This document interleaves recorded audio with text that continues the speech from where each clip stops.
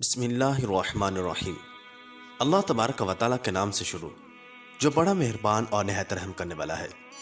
پیارے دوستو، آج کی اس ویڈیو کے اندر ہم آپ کو بیان کریں گے کہ اللہ تبارک و تعالیٰ نے سانپ اور مور کو جنت سے کیوں نکالا۔ ان دونوں نے ایسا کون سا گناہ کیا تھا کہ اللہ تبارک و تعالیٰ نے ان کو جنت سے نکال دیا اور ان کو بدصورت بنا کر زمین پر نازل کر دیا؟ اور چھپکلی نے ایسا کون سا گناہ کیا تھا کہ حضور نبی کریم صلی اللہ تعالی علیہ وسلم نے اس کو قتل کرنے کا حکم ارشاد فرمایا ہے؟ ناظرین محترم، سانپ اور مور جنت سے آئے ہوئے جانور ہیں۔ جنت میں گھومنے پھرنے اور کھانے پینے کو بہت کچھ تھا، لیکن جنت میں اکیلے اور تنہا ہونے کی وجہ سے حضرت آدم علیہ السلام اداس رہتے تھے۔ تو اللہ تبارک و تعالیٰ نے حضرت آدم علیہ السلام کی بائیں پسلی سے بیوی حوا سلام اللہ علیہا کو پیدا کیا، اور یوں حضرت آدم علیہ السلام بیوی حوا سلام اللہ علیہا کا ساتھ پا کر خوش ہو گئے اور وہ دونوں جنت میں خوش رہنے لگے۔ اللہ تبارک و تعالیٰ نے ان سے ارشاد فرمایا کہ تم دونوں جنت میں جہاں چاہو کھاؤ پیو، گھومو پھرو، لیکن خبردار اس درخت کے قریب مت جانا اور نہ ہی اس کا پھل کھانا۔ اگر تم نے ایسا کیا تو تم ظالموں میں سے ہو جاؤ گے۔ سانپ اور مور بھی اس وقت جنت میں رہتے تھے اور وہ دونوں جنت سے باہر آیا جایا کرتے تھے۔ اس وقت سانپ کے پیر بھی تھے اور سانپ کے منہ سے ابرک کی بہت اچھی خوشبو آتی تھی، اور مور آج جتنا خوبصورت دکھائی دیتا ہے وہ اس سے بھی کہیں زیادہ خوبصورت ہوا کرتا تھا۔ جب وہ جنت میں رہتا تھا تب مور کے پاؤں بھی بہت زیادہ خوبصورت ہوتے تھے۔ ایک دن جب وہ دونوں جنت کے باہر آئے تو ان کی ملاقات شیطان سے ہوئی۔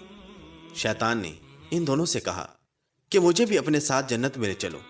تو ان دونوں نے جواب میں کہا کہ ہمیں اللہ تبارک و تعالیٰ کا خوف ہے اور اس بات کا ڈر ہے کہ تمہیں اپنے ساتھ جنت میں لے جاتے ہوئے ہمیں کوئی دیکھ نہ لے، اس لیے ہم تمہیں اپنے ساتھ جنت میں نہیں لے جا سکتے۔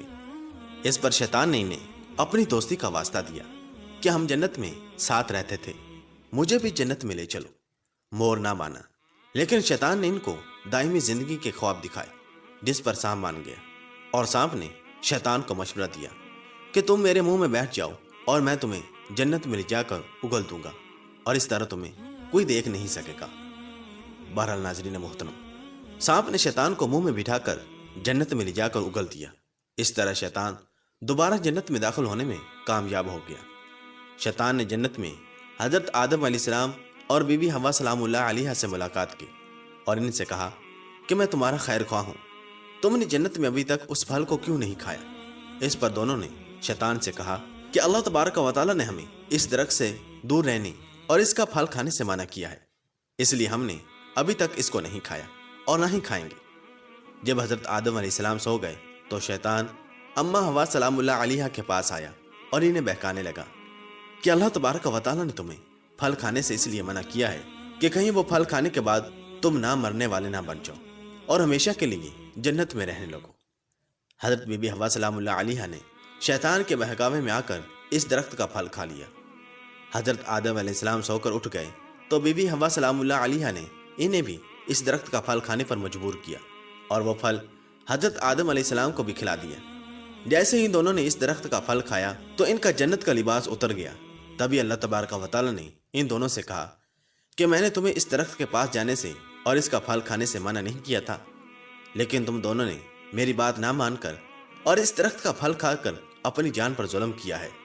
تبھی حضرت آدم علیہ السلام اور بی بی حوا سلام اللہ علیہا کو اپنی لغزش کا احساس ہوا اور انہوں نے اللہ تبارک و تعالیٰ سے معافی مانگی۔ اللہ تبارک و تعالیٰ نے انہیں معاف فرما دیا اور ان دونوں کو جنت سے نکال کر زمین پر نازل فرما دیا اور فرمایا کہ زمین پر ایک خاص وقت تک تمہارا ٹھکانہ ہے اور تم زمین پر ہی رہو گے۔ اللہ تبارک و تعالیٰ نے شیطان کو جنت میں لے کر آنے پر مور کی خوبصورتی چھین لی، اور جن پیروں سے وہ شیطان کو جنت میں لے کر آیا تھا انہیں بدصورت بنا دیا، اور جس سانپ نے مور کو شیطان کی مدد کا مشورہ دیا تھا اللہ تبارک و تعالیٰ نے اس کے منہ سے ابرک کی خوشبو چھین کر سانپ کے منہ میں زہر بھر دیا، اور سانپ کی ٹانگیں چھین کر مور اور سانپ کو جنت کی اس خوبصورت جگہ سے ہمیشہ ہمیشہ کے لیے نکال دیا۔ بحوالہ تحف العقول۔ پیارے دوستو، اور چھپکلی ایک رینگنے والا جانور ہے جو ہمارے گھروں میں عموماً پایا جاتا ہے۔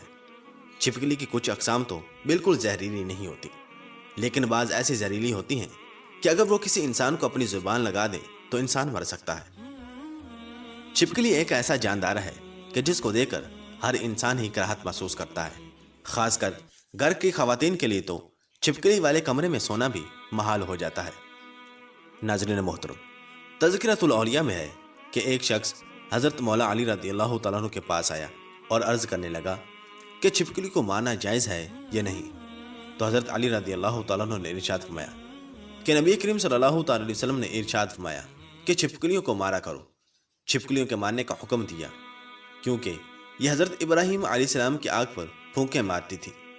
بحوالہ بخاری شریف حدیث نمبر 3359۔ پیارے دوستو، چھپکلی واحد خلقت ہے۔ جب نمرود نے اللہ تبارک و تعالیٰ کے نبی حضرت ابراہیم علیہ السلام کو آگ میں ڈالنے کا فیصلہ کر لیا تو ہر جانور اس آگ کو بجھانے کی کوشش کر رہا تھا اور یہ خوش ہو کر اس آگ کو بھڑکا رہی تھی۔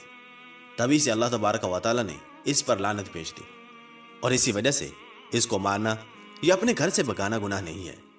اور حضرت مولا علی رضی اللہ تعالیٰ عنہ مزید ارشاد فرماتے ہیں کہ اس زمین پر کچھ مخلوقات ایسی ہیں جو انسان سے ناخوش ہیں اور انہوں نے شیطان سے وعدہ کیا ہوا ہے کہ وہ انسان کو ہر طرح سے نقصان دیں گی۔ انہی میں سے ایک چھپکلی اور اس کے خاندان سے جڑی مخلوقات ہیں۔ حضرت آدم علیہ السلام کی خلقت سے لاکھوں سال پہلے اس زمین پر چھپکلی کا خاندان کثیر تعداد میں بستا تھا اور وہ دن بدن بہت زیادہ بڑا ہونے لگا اور یہاں تک کہ زمین کو دوزخ کی مثل بنا دیا۔ انہوں نے زمین پر اتنا ظلم کیا کہ اللہ تبارک و تعالیٰ نے زمین پر عذاب نازل کر دیا اور اس نسل کو ختم کر دیا، سوائے کچھ کے صرف وہ بچے جو بہت چھوٹے تھے۔ وہ زمینوں اور غاروں اور پانی میں چھپ گئے۔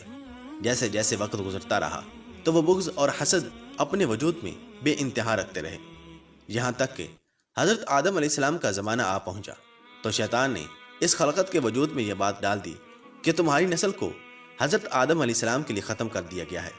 تبھی سے اس نسل کی مخلوقات انسان سے نفرت کرتی ہے اور کوشش کرتی ہے کہ انسان کو نقصان پہنچایا جائے۔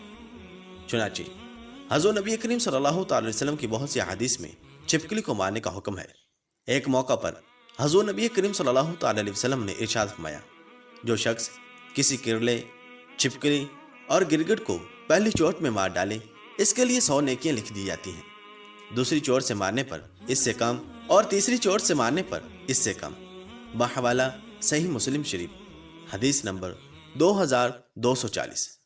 اللہ تبارک و تعالیٰ سے دعا ہے کہ اللہ تبارک و تعالیٰ ہم سب کو اپنے حفظ و امان میں رکھے، ہمیں نیک اعمال کرنے اور گناہوں سے بچنے کی توفیق عطا فرمائے، اور اللہ تبارک و تعالیٰ ہمیں اپنی اور اپنے محبوب صلی اللہ تعالی علیہ وسلم کی نافرمانی سے محفوظ رکھے۔